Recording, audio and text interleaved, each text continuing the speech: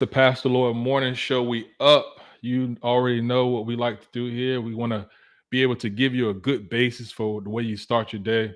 And so today we got a special guest, and we're talking about the challenges to our faith. And so I want you guys to stay tuned as we prepare for a great show. Talk to you in a second.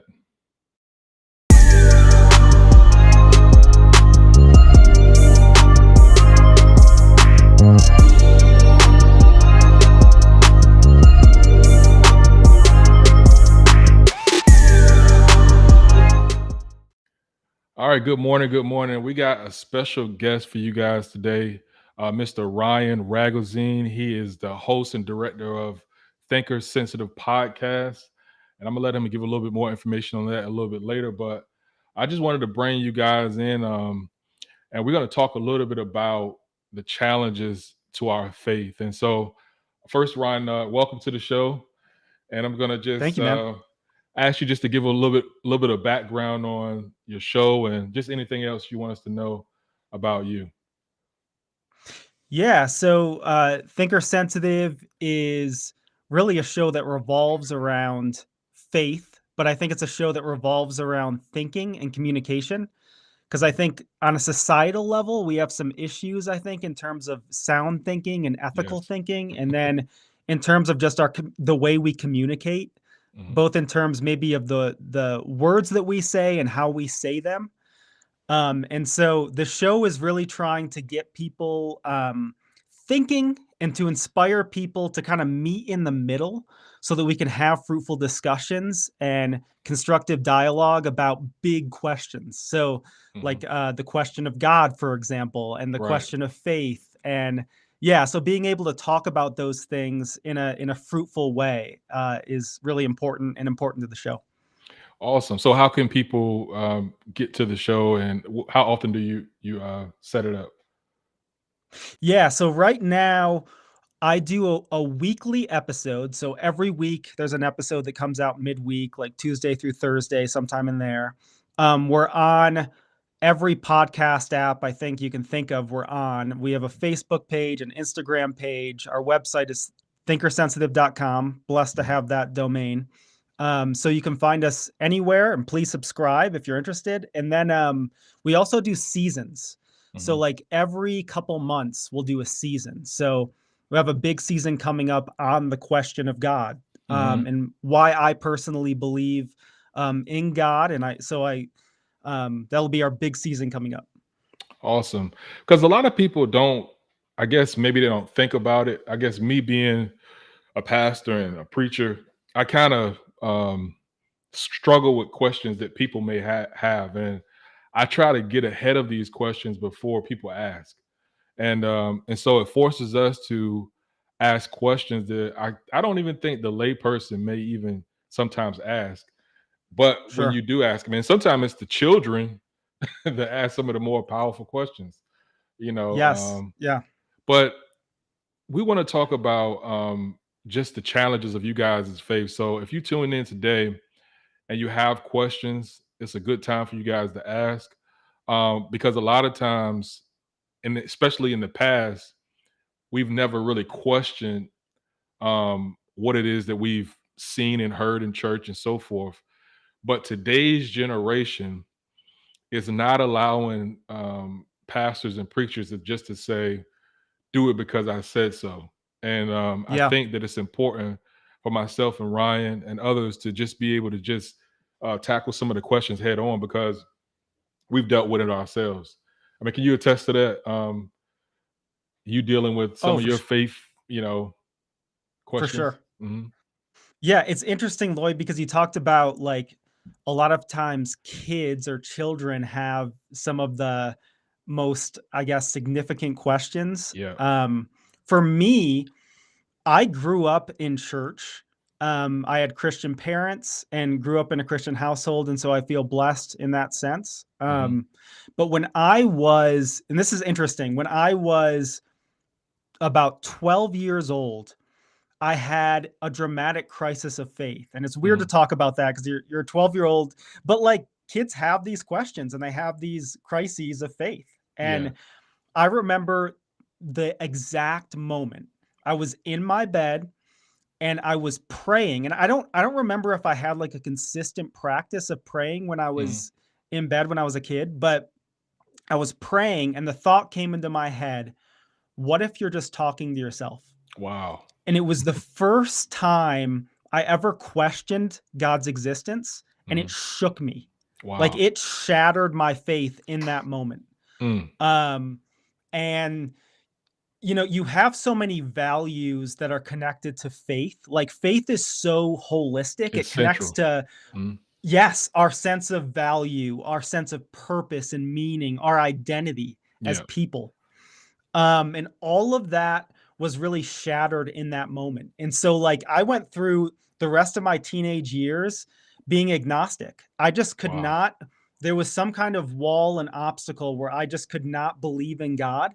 And Mhm. it's funny because I still like went to church during that time and was really active in the church. Right. And I was jealous of a lot of my friends because it was like I felt like they could believe so easily and I couldn't. Right, right. Um, and so that was an interesting journey throughout, my teenage years. And when I was about 20, I had a dramatic conversion experience and came back to my faith. But during that journey between my crisis of faith and my conversion, um, there was a lot of questioning and a lot Mhm. of thinking through things and obstacles that were in my way at the time. And Right. and I think as a kid, like you don't have the categories at that time Mhm. to really like think through these things in a logical way. And so it was tough. It was a tough time for me. Yeah, because a lot of people don't, like I said, don't even think about it until it's, like, right in their face, and as a kid, like, what do you do? Who do you turn to? And going to church, eh, the how can I put it? The automatic assumption, we talk about presuppositions, the automatic assumption is that everybody believes in God, and you don't have a Sure. outlet, especially if you being drugged there by your parents, you don't have an outlet to say, you know, what do I do? If I don't believe, and what if I feel like sometime I'm talking to myself? So talk Yeah, about that time from 12 to 20 and how you sure. kind of navigated yourself back to the faith.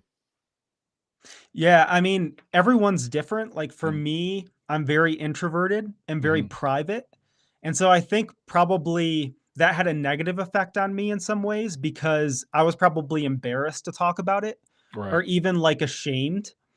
And I think it goes to your point too, Lloyd, about how I think a lot of church leaders, they don't really know how to deal with that kind of stuff. And Mhm. a lot of churches like don't create maybe a very good like open environment where people can bring those questions to Right. church leadership. And so it can be um, kind of scary to do that when you're Yeah. younger. But for me, I really turned to, it's interesting, I turned to philosophy and not even so much like reading philosophy, Mhm. but like doing philosophy. And philosophy at its base is just the idea of just like deep reflection, Yeah. just Yeah. like reflecting on ideas and thinking through things. And I did a lot of that when I was a teenager. And it did help me in terms of like my development intellectually and in Mhm. terms of thinking through some of the difficulties that I was having. And I think the biggest thing for me, and everyone's different, everybody's going to have like a different issue that Mhm. creates some kind of crisis or conflict in faith. For me, it was really conflating faith with certainty. Okay. I felt like I needed to be certain Certain. Right. in Mhm. order to be a Christian. Yeah. Yeah. And so part of my journey was understanding that, as a human being, like I'm limited. Like I can't know everything. And I'm Mhm. I'm not certain about, you know, whether my parents are alive right now because I'm not physically like right With in it. front of them, Right. like talking with them right now. Right. Let alone that God exists. And Yeah. so the issue of certainty was really a stumbling block for me. And I think part of it might be that I'm like a perfectionist and I like need to know everything and I need to be certain about everything. And Mhm. so for me, it was coming to terms with that I'm a fallible human being. Mhm. I have limitations. I can't know everything. Right. I cannot be certain about a lot of things. And so kind of separating certainty and faith and understanding that faith is needed for all human beings, whether Mhm. you believe in God or whether you don't believe in God, Right. you exercise faith. Absolutely. Um, and it just depends on how well supported our faith is. Like, is our faith blind, or do we have good reasons for what we believe? And I think we do as Christians. And so for me, it was coming to terms with that. Right. And I think even when you got people who are relativists, you can have your parents right in front of you and they'll say, "Well, how do I know that my eyes aren't Sure. deceiving me?" So like that's certain, and it brings me to the point, and I've gotten to this point. This is my own personal opinion and the way I look at it. But faith is a choice to me Hmm. because a lot of times we decide that we want to believe something. If you're in a negative relationship with somebody, you got to make up in your mind that I'm going to decide to be with them throughout the thick and thin. Whether uh, Sure. you know, I can't see them doing this or doing this right, but I'm going to believe that they're going to do it. And then, for me, it's kind of weird because I thought, like you said, that I had to be certain at all times. But I've decided that you can't. Um, you got to just have a resolute mind that this is what I'm gonna believe. And it's not Yeah. me. It doesn't mean that you're gonna be closed minded, but at some point you Sure. got to make up in your mind that I'm not just gonna listen to this, because a double minded man is unstable in all his ways. And the Bible says Yeah. that we can't expect to receive anything from God. And so I just came to that thing. So let me just ask you this: for Yeah. me, and I've seen so many times where the preacher, the pastor, has fallen into sin, right? And you had this whole group of people who believed in that person. And Yep. when they fell away or they sinned or they slept with this person or that person, it Hmm. shattered their faith. Let me give you a perfect example. Yeah. Um, when I was struggling, one of the people or persons that I went to on YouTube was Ravi Zacharias. Uh-huh. And when he's on his deathbed, all these scandals are coming out. And it didn't shake me at all because at this point, the truth is still the truth, no matter where it comes Sure. from. But I'm sure it's a I lot of agree. Yeah. people who subscribe to Ravi that are now, maybe going back on that. So, I mean, was there For any sure. people that in your life that kind of helped you um, along the way? Any writers or speakers that you like? Yeah, man. I mean, I'm a nerd, so like a lot of the people who have helped me are all these like nerdy people. Mhm. Obviously, like C.S. Lewis is an obvious I one love him. that is Yeah. even today is still popular, very Mhm. popular in the church. Yeah. So I would direct people to C.S. Lewis. Mhm. As far as like right now, see, I'm such a nerd and like a historian. Like I read a lot of people like who are dead. Yeah. Um, but I know there are a lot of people, around today that you could find who are influencers and on social Yeah. media and stuff. So I might not be the best person to talk about who is like influential right now. Right, But a right, right. lot of like the great, we tend to think that a lot of the things that we go through today are kind of new. It's Like, not. or when I'm going through something, like I'm the first person who's ever gone through this. The Right. the reality is that like there's a shared human experience, Mhm. right? And like everybody who has ever lived has gone through a lot of the same things that I have gone through, that you have gone through. Right. And so there's so much value in reading um, great writers in history and Yeah. the church fathers and the great Mhm. theologians of the church. Yeah. John Um, Wesley, oh, for Spurgeon, all sure. these Yeah. people. Even, Yep. Kierkegaard. You know Kierkegaard? Yes. He's Yes. tough. Dude, Lloyd, what you were talking about is like exactly what Kierkegaard talks about is Mhm. the importance of making a decision and Right. living into it, right? Right. The importance of like deciding to have whatever that is. And you might decide that you place your faith in something other than God or Mhm. something other than Christianity. But like Kierkegaard talked about how the biggest thing was to make a decision and live into it. Right. Because Otherwise, you said it, we are double-minded and we're Mhm. double-hearted and we'll be pulled in so many different directions. Absolutely. Um, yeah. I mean, because when you think about it, and people may say, "Well, I'm not about to read Soren Kierkegaard," but No, at the no. same Yeah, yeah. time, if you got to be able to study, like, and there's so Yeah, many sound bites out that will cause you to believe that what you believed at first was wrong. But that's why I say you got to be able to just have this firm foundation in. This is what I believe. And the good yeah, thing about Christianity is that God gives us so many reasons to believe, so much yeah, evidence to believe. When you talk about archaeological evidence and just so many things that you can go back to, and so I think that's really important for everybody who's listening. You may not be into that kind of stuff like Ryan for and sure. myself, but it's Yeah, important for you to be able to look at that as well. Um, but I do want to ask you, what yeah. was the biggest challenge, do you think? And I'll share mine as well. But what was the biggest challenge to your faith? I think you talked about it a little bit, but Yeah, yeah. yeah, can you give me a little more on how many, the different challenges you may have faced during your time? Yeah, I think certainty was the biggest one Hmm. that we talked about, and conflating certainty with faith.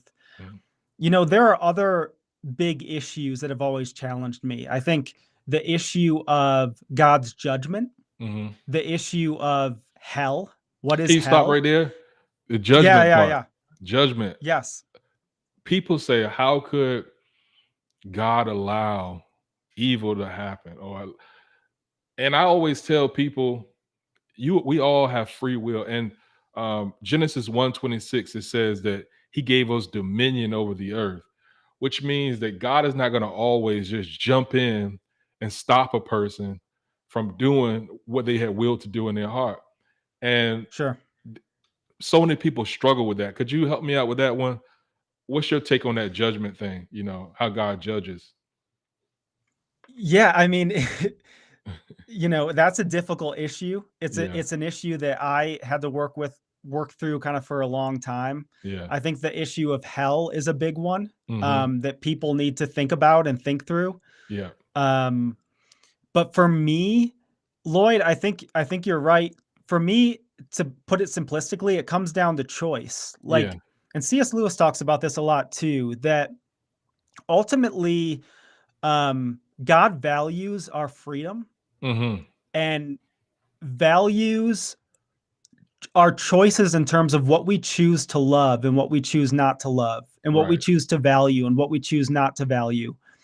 And I think the idea of judgment and the idea of hell ultimately corresponds to our choices and our will. Yeah. And I think that it's also important too to understand that I think God, in his justice, Hmm. um, deals fairly with each individual on their own terms. Yes. Yeah. So I think God understands when someone, I talked about my experience. Like, I grew up in a Christian home, and Right.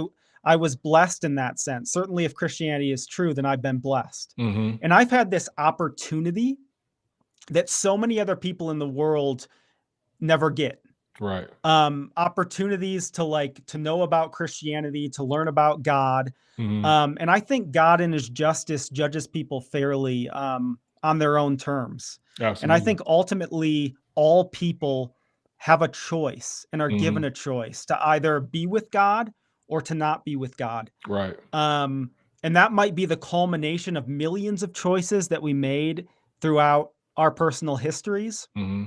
or it might be one choice that we make, when Right. we stand before God. But I think everybody is given a choice, and ultimately, I think we have to trust God too. Yes. Yeah. Trust that He knows what's best, that He's more just than I'll ever be, that Hmm. He's more gracious than I'll ever be, that He's more loving than I'll ever be. And if I can't trust God to make these judgments, who can I trust? Right. Right. Um, because I don't want to be making these judgments, because I'm a fallible, imperfect person. And Hmm. so the best being to be making these kinds of judgments is a perfect being who's Right. perfect in love and grace and justice. And I have to trust God to make the right decision, you know? Yeah. Because you and I, we had Christian parents and we kind of grew up in church. And there's a person down the street from us who did not have that same opportunity, let alone that person Yep. in India or Africa who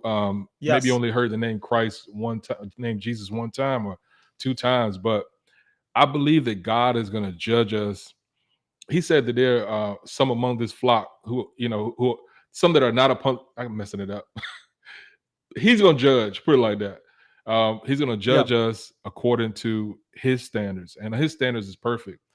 But God, we have God, our Lord. We also have God, our Father, who is going to make sure that everything is done in decency and in order. He's going to make sure everything is done right. That's one of the things that Yeah. I used to always think about, like, how in the world is he going to send this person to hell and that person to Sure. hell when they didn't really have an opportunity. But I think God is going to judge Sure. that correctly in the end. You know, Amen. Yeah. yeah, I do too. Yeah. yeah. Yeah. I mean, and I could tell you a little bit about. We spoke on the phone. I told you a little bit about where I started off. When um, I guess it had to be about 12 or 13 years ago now. I had family members who were walking away from the faith and saying, how could you serve a God or Christ that was given to you by the slave masters or this or that, Sure. until I actually did my Yeah. research and I found out that it's not just a white man's religion or a black man's religion. Um, and if you Yeah. come to Christ and you're still thinking about those type of issues, you need to check and see if you Yeah. got saved for the right reasons. Because yes, there's injustice. So we're supposed to stand up for the things that are unjust, but it's For not a sure. reason to dismiss an entire faith because certain people decided to do wrong by the faith. You know what I mean? Oh, I 100% agree. This goes back to what you were talking about with Ravi Zacharias, right? It's the Mhm. same kind of thing. Exactly. I think it's a big stumbling block today. I think especially for young people, we Mhm. see the hypocrisy of the church, Yeah, whether we're talking about absolutely. slave owners who Mhm. claim the name of Jesus, right? Yeah, Or whether we're talking about someone like in a sex scandal or whatever. exactly. Um, we see these failings and these scandals in the church. I know like Mars Hill was a big thing. I think even Hillsong Yeah, is Hillsong in got some I mean, kind I of love scandal right Hillsong, now, I'm right? like, they got them too, Yeah. like So it's like we see that, and I think we have to be careful who we're putting faith into. That's the key. Yeah, Is my faith in a church leader or is it in the person of Jesus come Christ? on. Is Yep, my faith in this slave owner right, who claims the name of Jesus, right. or is it in the person of Jesus of That's Nazareth? right. And so it's like we see, church leaders fall and they're a fraud in our Mhm. eyes. And maybe they are, right? Yeah, But there's this tendency to then take that to the next level and say, well, all of it must be a fraud. Like right. all of it must be fake and inauthentic. Mhm. And and so it's so important to separate, I think, Jesus, the Jesus of history, the first century Palestinian Jewish Jesus, Mhm. from, the American Jesus, Right. or, like, Yeah, because we conflate, I think, who the true Jesus with a cultural Jesus. right. And that's the key And too. so, yeah, yeah. Yeah, because Go a ahead. lot of people take that, it's some scriptures in there about obey your slave master or whatever, but people don't Yeah. understand slavery from a biblical perspective is a lot different from what we saw, with the Oh, slave way trade. different. Yeah, I mean, it was 7 years, and most of the time you owed money, so you were, like, selling your services or whatever, so it was different, and people use those scriptures, and I think this is helping a lot of people, but people use those scriptures to dominate. And remember that movie, The Book of Eli? You ever seen that with Yeah, I did. Denzel? Yeah. Yeah. So like Yeah. the bad guy, he wants to take the word and use it for his own personal benefit, but yet you have Sure. Denzel Washington's character who he wants to make sure that it's given for the right reason. So it's so powerful, the word of God, that if it's in the wrong hands, it can manipulate people. For sure. And Yeah. I think there is kind of a pervasive, like, maybe anti-religious or anti-Christian bias today. I Yeah. think in media in general, Hmm. whether it's from news outlets or social media, music, shows. I Yeah. think you see this kind of negative view, especially I think of Christianity Yes. in our culture today, and it's Hmm. very easy for young people to be influenced by that in a negative way. Yeah. And listen, like, I will be the first to criticize the church today Right. on many different levels. I believe that self-criticism is a really important value that is lacking often, self-awareness and self-criticism. Right. And I have seasons upcoming on my podcast where I'm just critiquing the church, and it's like Hmm. 15, it's going to be like 15 episodes. Okay. So Right. I will be the first to critique the church. Right. Um, but there are also so many positives of Hmm. faith and of Christianity that we don't often talk about. Yeah. And there's a tendency to kind of throw the baby out with the bathwater, I was about to say I the same think. thing. Yeah. Yeah, for sure. Yeah. Yeah. I mean, because if you think about it, the amount of institutions that were started because of the church, the amount of charity that's given away because of the church, the amount Oh, for of sure. people's lives that have been changed because of the church and the message of Jesus Christ, people always Yeah. gloss over that and they just talk about the negative. And as much as I disagree a lot with the Catholic Church, as well, even Yeah. they've done some good things. And so Oh, yeah, for we got sure. to be able to really kind of distinguish. Yes, you have people that are negative within the faith, but if you sit back and saying all those hypocrites, that's why I don't want to go to church, you're kind of missing the whole point. Yeah, and also, like, looking in the mirror and saying, like, "I'm a hypocrite too." Exactly. Like, we're all we all, commit hypocrisy in different ways, and Right. it's like, I know today I think we're so quick to criticize others, and Hmm. we're very slow to criticize ourselves, Right. and that's where I think there's a lack of self-awareness. I do think that the church should be criticized. Hmm. And I think it should be criticized on the criterion of Jesus Christ himself. Yeah. Jesus is the judge of the church. Yeah. And going back to the idea of judgment, like, when I personally think of judgment, Hmm. first of all, I think of myself, Yeah. that God is my judge. Yeah. I'm not worried about, like, other people when I Yeah. think of judgment. I'm thinking about myself. Like, God is my judge. Yeah. And I have no right to, like, be pointing fingers at other people. Hmm. Like, I'm going to stand before God, and Right. that's my concern, That's my concern too. Um, Yeah. yeah. I mean, if you really look at it, Ryan, and we're gonna go ahead and wrap it up, but when you think about some of the reason why people really want to deny Christ and really want to deny God is because they want to be able to do things without judgment. They want to be able to live their life with no judgment. Don't judge me. Only God can even say only God can judge me. But yeah, he will. And we don't like that because we want to just have this free, do what I want to do kind of existence. And so what'll happen is they'll call God the universe to avoid him having a personality.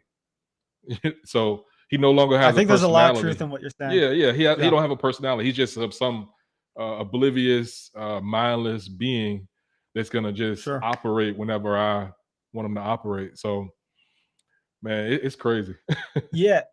No, you're right. I think, like, as a culture, I think we're very, it's interesting because there's a lot of conflict here. Like, we're very anti-judgment, yet we're very judgmental ourselves. Um, Absolutely. like we're okay with judgment as long as it doesn't involve ourselves. Exactly. So there's a lot of tension there. Yeah. I think that the thing that I like to point people to when I talk about Christianity is not so much about, like, the idea of justice, but about all of the goodness and the beauty that is Hmm. in Christianity as Yeah. well.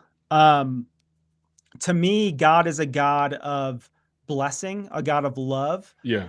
who just desperately wants a relationship with Hmm. his creatures, and will go to great lengths, Hmm. um, in order to shower us with his love Yeah. and his blessings. Yeah. And he just wants us to be in relationship with him like a loving parent or, a loving friend. He just wants to be with us and be close to us and shower us with his goodness, Yeah. and for us to live in true like prosperity and thriving and fulfillment and peace. Yeah.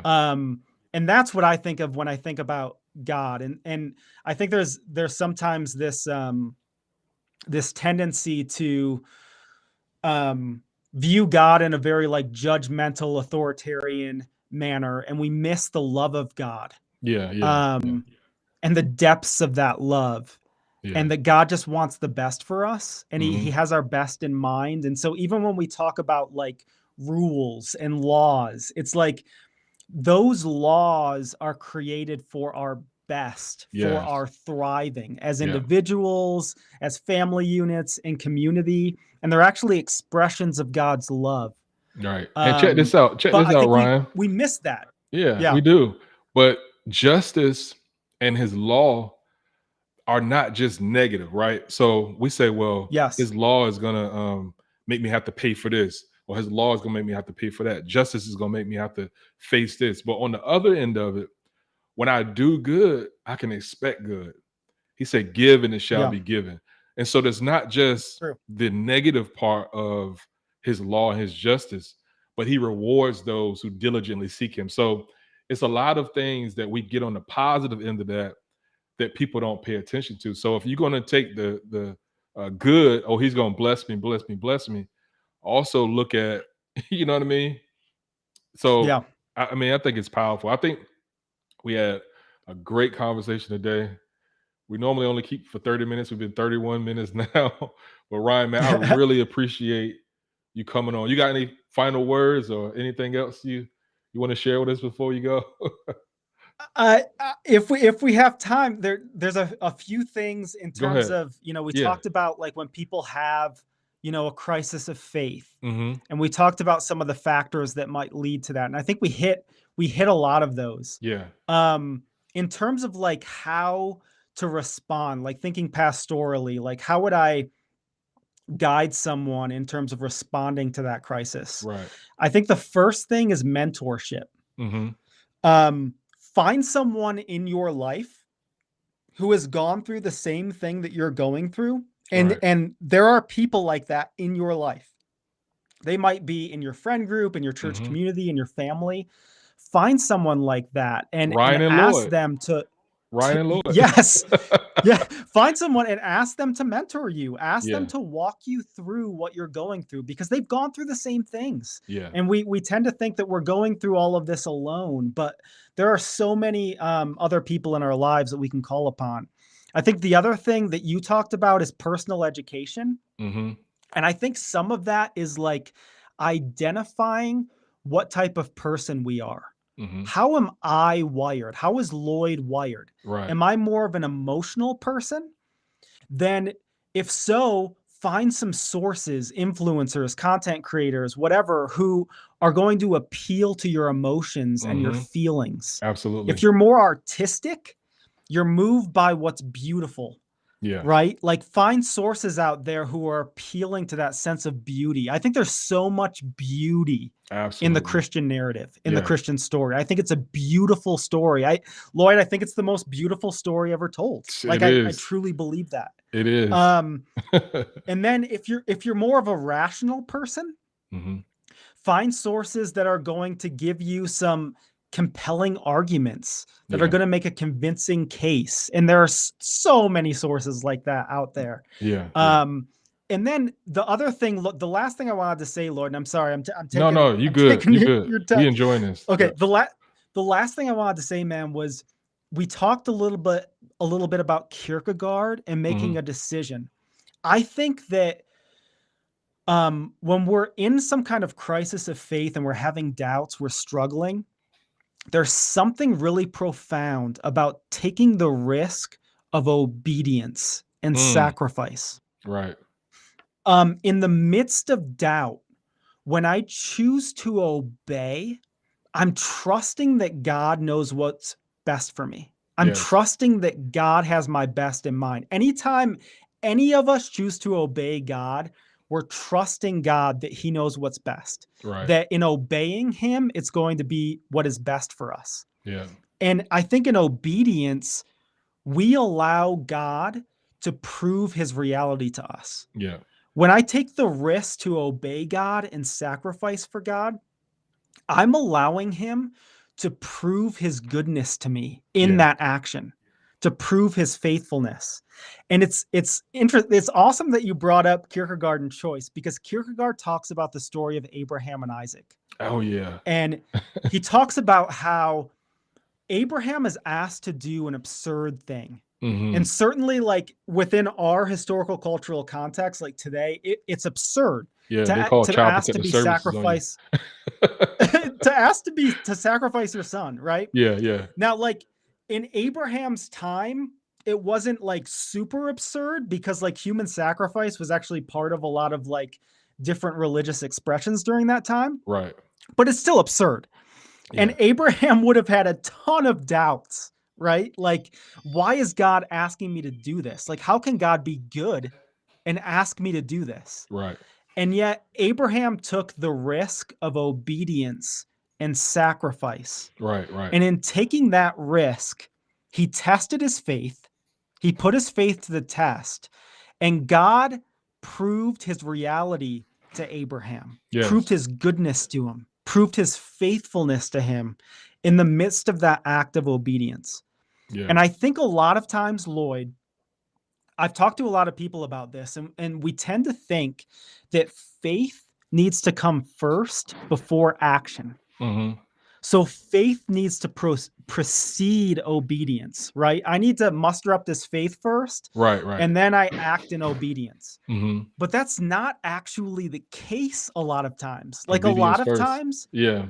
yes, a lot Yeah. of times we have to obey first. Wow. And in that obedience, our faith is tested and it's refined, and God proves his reality and his goodness and his faithfulness to us in that. That's powerful. And I think that's so important, because, you know, like you said, like, so many people are struggling with this kind of stuff. And I would just encourage you, take the risk Yeah. to obey, Yeah. take the risk to sacrifice, Yeah. test your faith, and allow God to prove himself to you in that. Right, right. And I just want to bring up this point. I don't even know if it's going to make sense, but what you were saying about obeying first, you know, when you think about physiologically, if you stand in a posture of drooping down, head down, um, scientists say that your brain acts accordingly. So therefore, you're going to be depressed. You're going to do this. You're going to do that. But when you Sure. stand with your shoulders back, and you know, I got to change my physiological first. That's obedience. You know, that's almost like Yes. moving before my mind says move, or moving before, you know, I even know what I'm doing. So even when you Yeah. stand in what they call a Superman pose, you know, you gain testosterone, you gain all this kind of, like, you know what I mean? So Yeah. I don't even know if that makes sense, y'all, but No, yeah, but yeah. that's what I got from it. It's like obeying before you even, and that in itself is faith, you know. That's amazing, Yes. man. So, man, I really Yeah. appreciate you coming on. I really want to do this again. I would ask you online if you would come back, but if you want to tell me no, I want to give you that private opportunity to No, tell me. man. Yeah. Absolutely. I really enjoyed myself. I Yep. so appreciate you having me on. And yeah, I had so much fun. Let's do it again for sure. I appreciate it, man. Y'all already know what it is. It's the Lloyd and Laura. Lloyd and Laura. I didn't told my business. It's the Pastor Lloyd morning show. Lloyd and Laura is our business. So yeah, that's my wife. Oh, gotcha. Yeah. But it's the Pastor Lloyd morning show. We got Ryan. We gave you his information on his podcast, Thinker Sensitive podcast. Check him out.